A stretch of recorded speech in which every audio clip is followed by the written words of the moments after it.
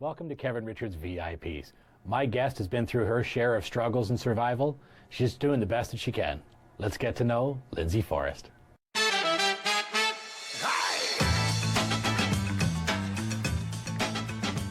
So I'm sitting in Tan and Tone with my amazing guest, Lindsay Forrest. We've got some really big things to talk about today, and I'm looking forward to talking to you, Lindsay. Welcome to the show. Thank you for having me. So, Lindsay, we got a lot to unpack here, but what I want to do first is just get to know you a little bit, what it was like growing up for you before we get into all the other stuff. What was it like for you growing up? Yeah. So I grew up in Collingwood, and I have a twin sister, and I was very fortunate. I went to a good high school, had a wonderful family life, a lot of friends. I was very active, involved in the community, and very involved in my high school, so prom and sports teams and everything like that. And what seemed on the outside was a very normal and happy adolescent teenage years growing up.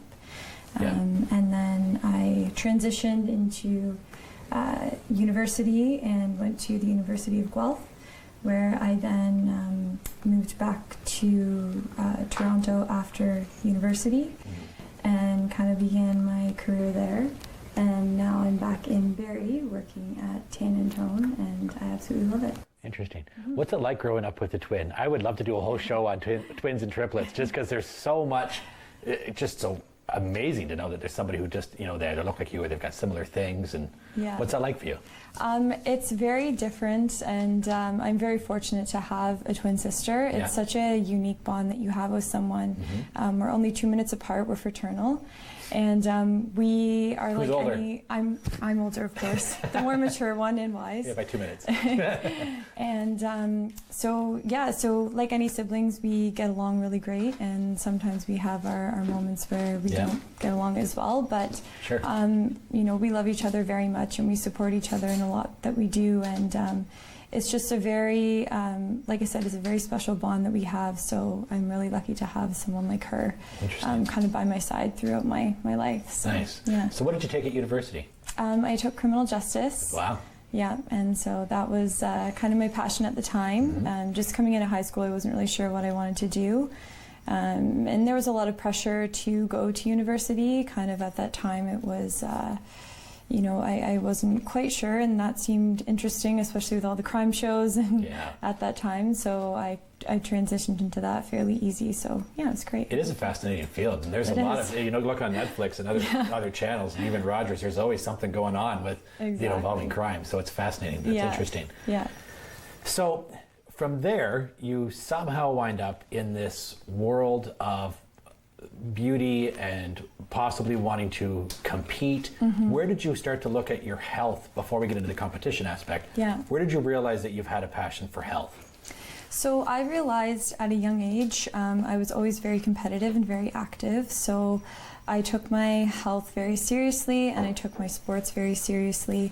And I always knew that I wanted to kind of, if you felt good, you would look good, and it would transition into other areas and aspects of your life.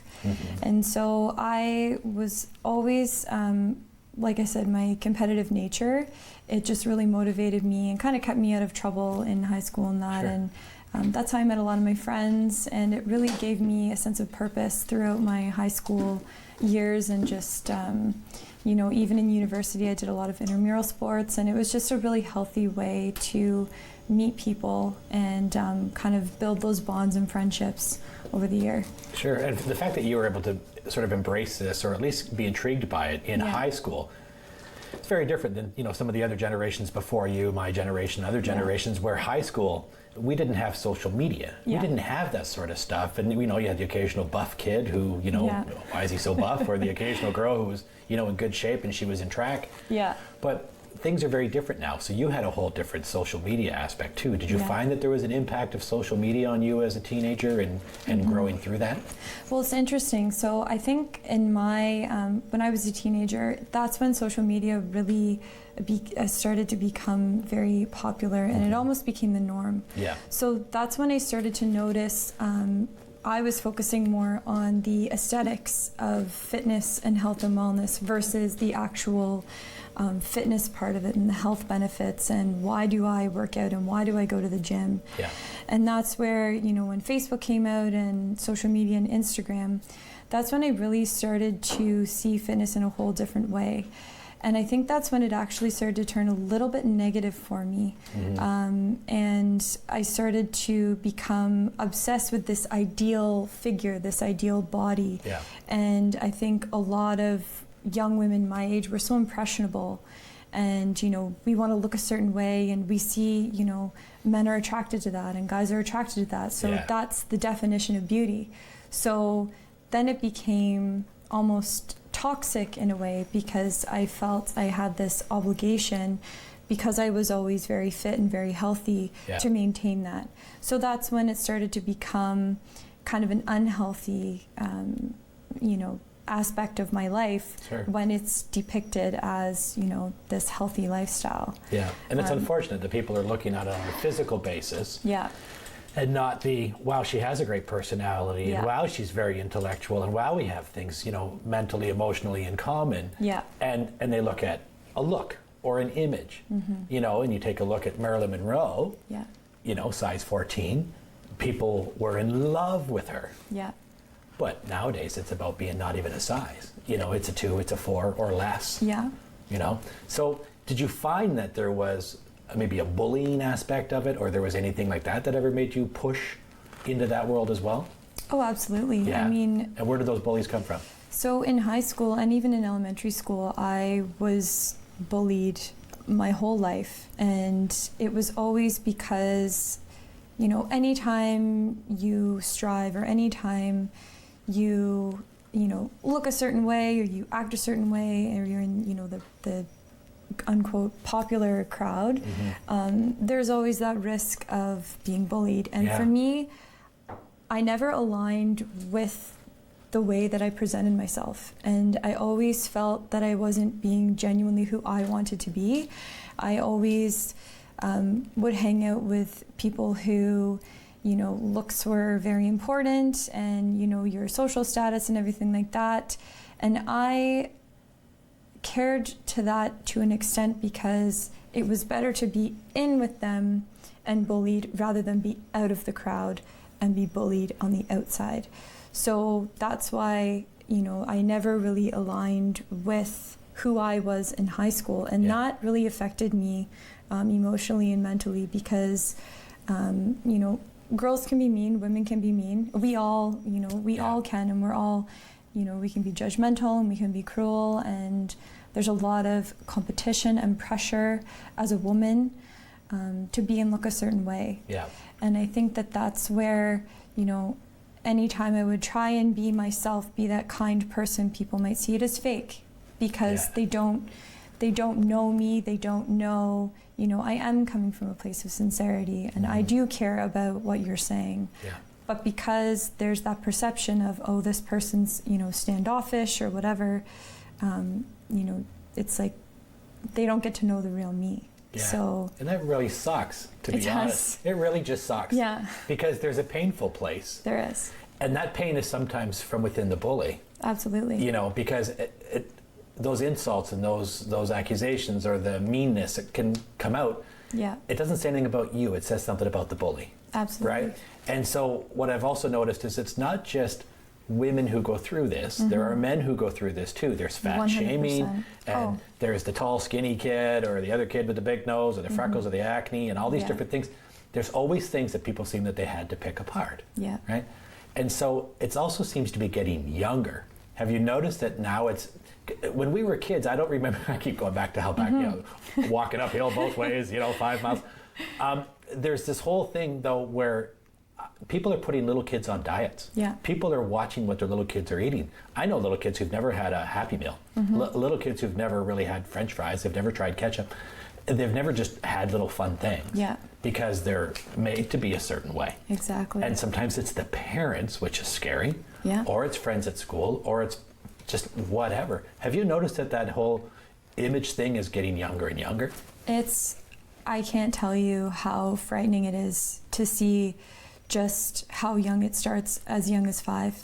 I mean, I see young girls, I can't even tell someone's age anymore because of the way that they look, and just, you know, the things that they're getting involved in, their dietary needs. And, you know, I've worked in the service industry pretty much all my life as well. Yeah. And I see parents, you know, ordering their children as young as 5. They need a gluten-free bun and they need non-GMO this. And I understand that we're trying to promote a healthy lifestyle, and Sure. I completely support that.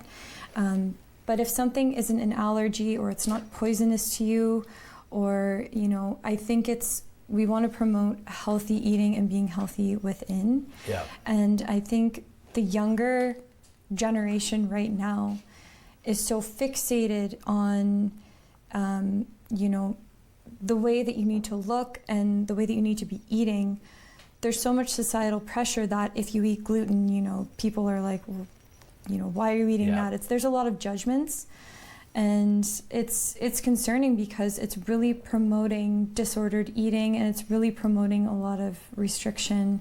And yeah, I mean, I had an incident where I had a 5-year-old who, it was his 6th birthday coming up, and we were talking about, you know, what are you doing for your party? And he says, well, I'm not having a birthday cake. And I said, what do you mean you're not having a birthday cake? It's your birthday. And he said, no, I want a watermelon cake. There's too many calories in the birthday cake. Wow.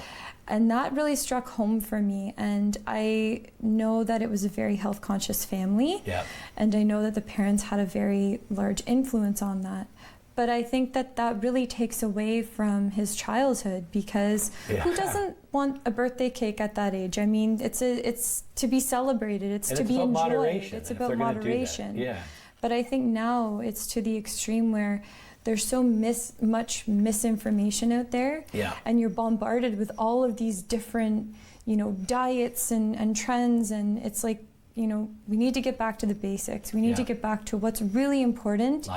Life, and, you know, enjoying your food and enjoying your meal, being in tune with your body mentally, emotionally, and, you know, really promoting a wellness factor within. And I think once you do that, and working on the mental health and working on, you know, the wellness of the child starting from a young age, because they're so impressionable. Absolutely. And I think, you know, given our, you know, they have access to the internet, they have access to this. They're watching their parents. Yeah.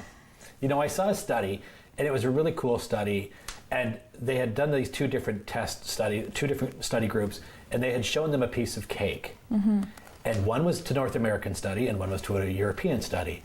And all over North America, people looked at this piece of cake and said, oh, disgust, guilt, and all these horrible things. And every single person in Europe said, celebration, party, fun, chocolate, you know, and they looked at it as a good thing. And I think our North American, Western world group is just taking a look at things and guilting ourselves into so many things. And we kind of bully ourselves. Absolutely. Yeah. So let me kind of unpack what we were talking about earlier. So now you've gone from being very health oriented and looking at these things. When does it start to become you want to compete?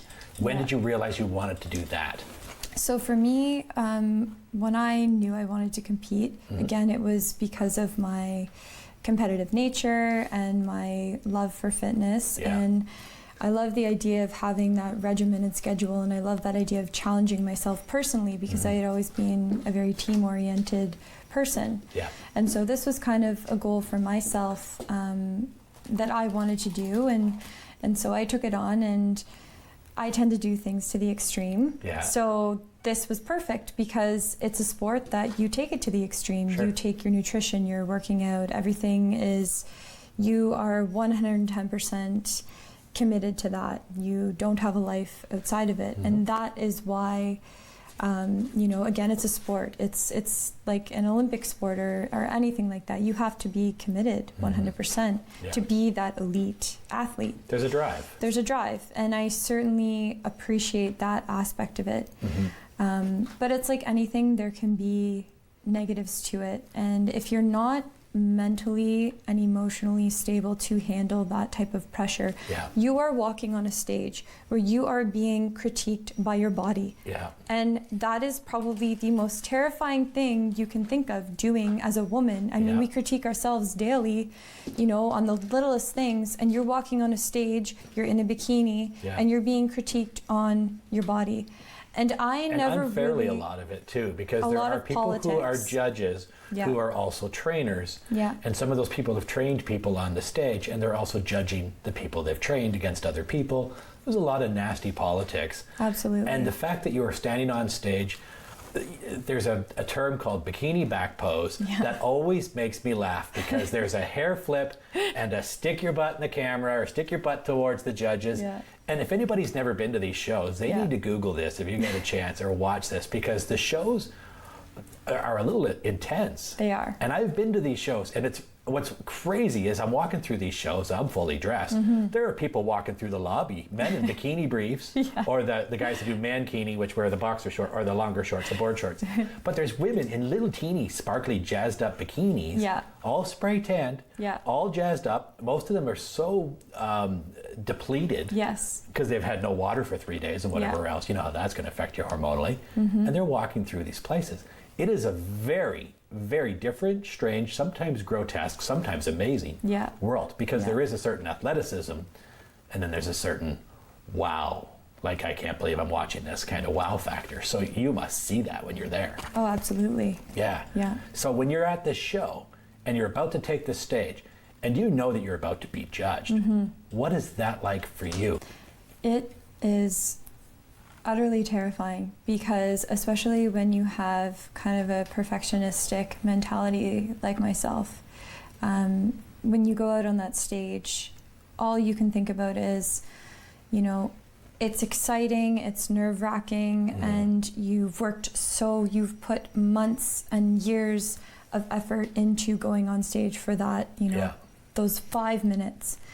And I myself had a shift when I was on stage, because once you see your body a certain way, and once you see what you're capable of, it's very hard to go back to, you know, gaining the weight and going back to kind of a normal mindset. Post-show depression. Exactly. And so because you work so hard, and because, you know, you're training every day, and you give up so much, you give up time with friends, family, meals.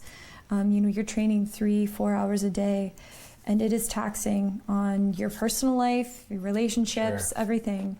And to be up there for those, you know, 5-10 minutes, as excited as you are, and as much anticipation that you have, you know, oh my God, this is amazing, and all of these mixed emotions, then it's over. And then you're left with kind of floating away. You're and you're exhausted.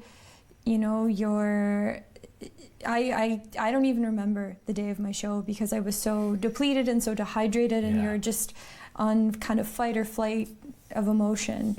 And so many people do the shows more than once, and they compete, and then part of that competition and that drive, not just women but men too. They'll start into other worlds of steroids and whatever else, and there's men dying in their 50s because they're jacked up, they're 300 pounds, because they're also obsessed.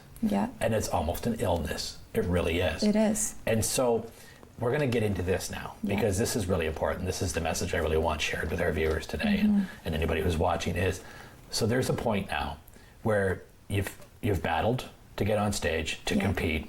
You're battling to go, you know, to stay away from the dark side of everything that comes after the show.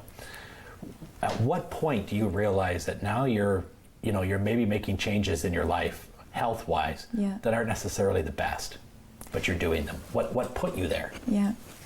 So for me, it definitely started before my show, that I used as an excuse to have that regimen with my food and with my training.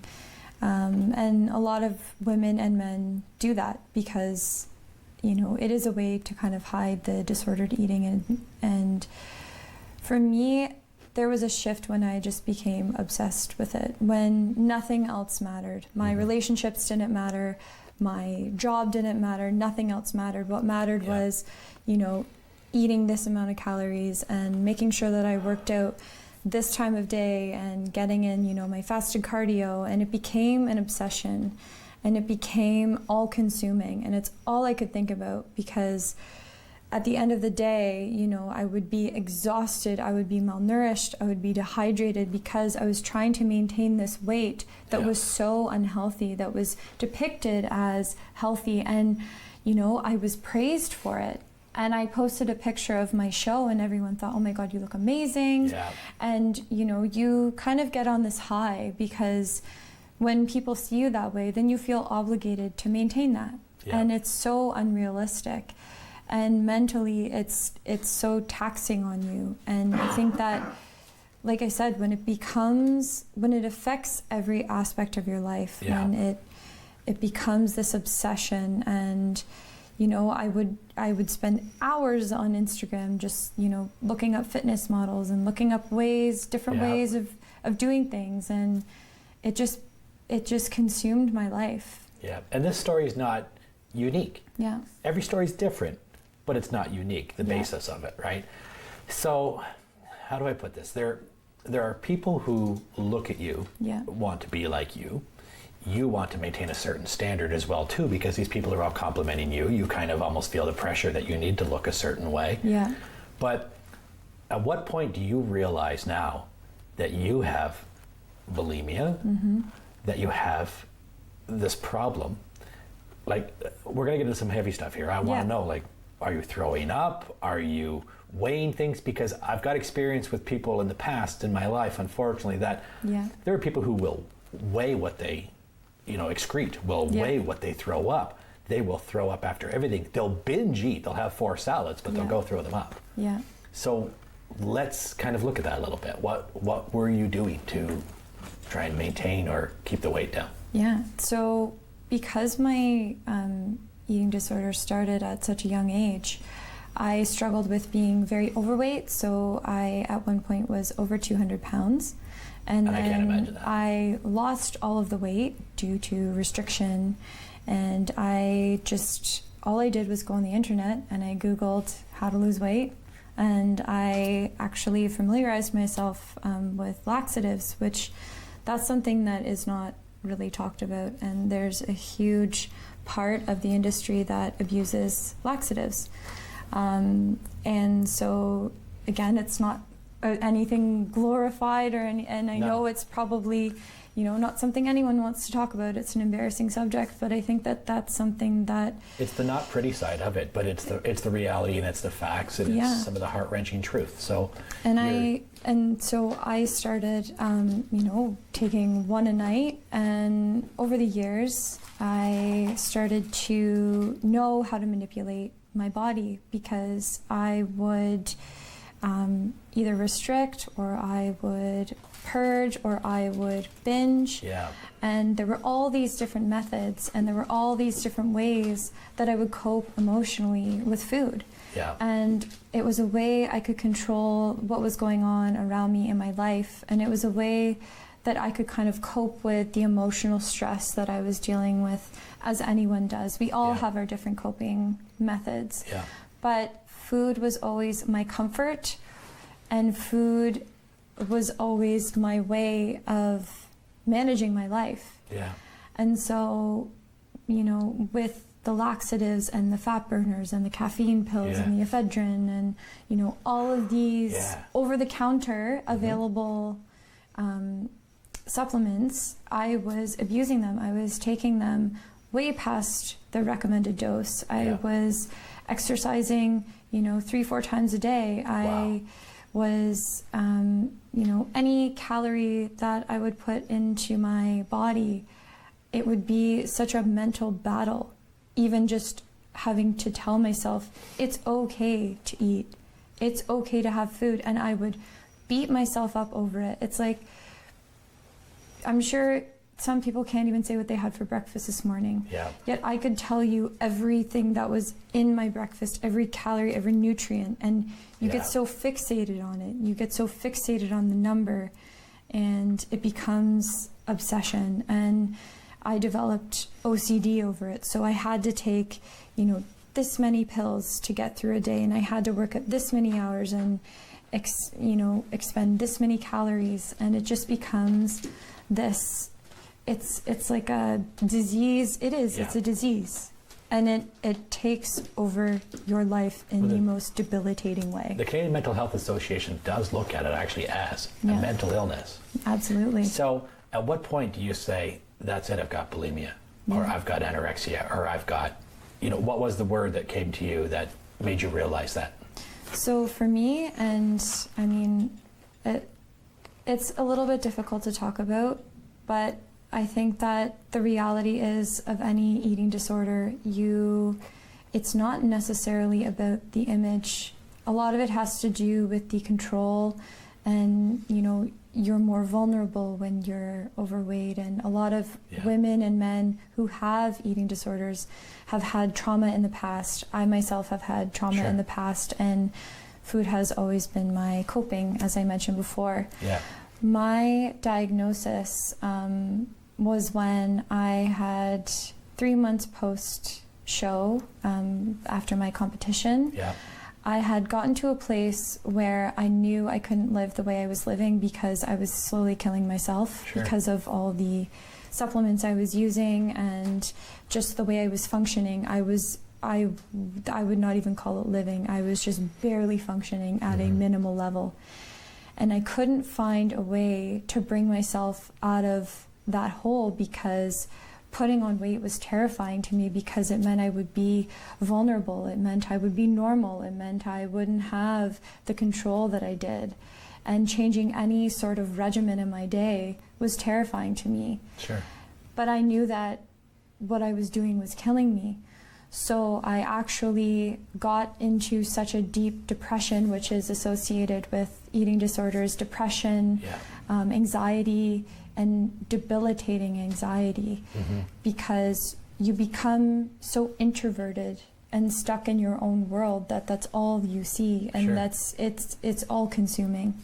Well, it affects your kidneys, your liver, your organ, heart, your mind, and your soul. Yeah. It's everything. Yeah. It's all enveloping. So what I want to ask you is, so you're in this place, all right?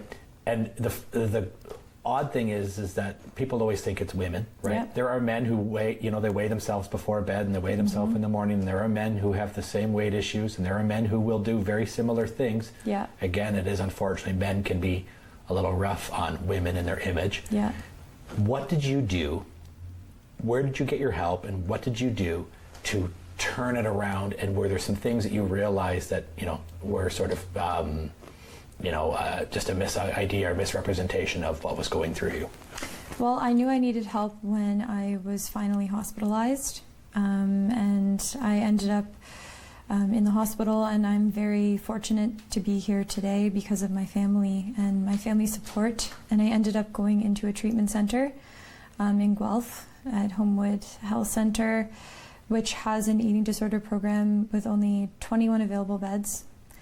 And I was on a wait list for a month and a half until I was accepted, and it's a private care facility, so it's very costly.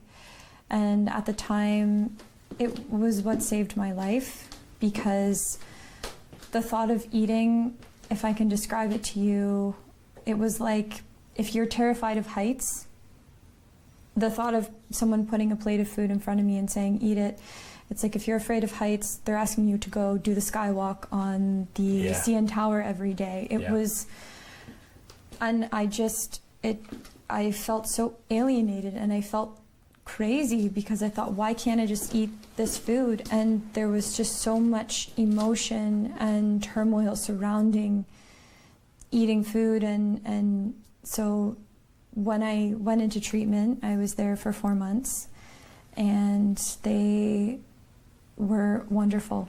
And now you're with us. And now you're with us back on the mend. Yeah.